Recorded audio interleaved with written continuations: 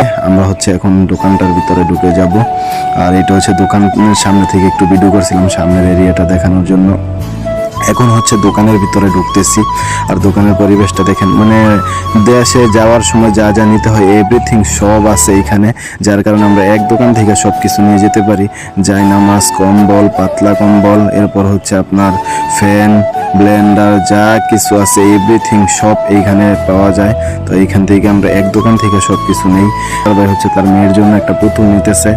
গোলদার ভাই বলতেছে পুতুল ওর মেয়ের নাকি অনেক পছন্দ, তো একটা পুতুল নিল। আর এইখানে আমাদের সব কিছু প্যাকেটিং করা হইতেছে, অলরেডি সব কিছু নেওয়া শেষ।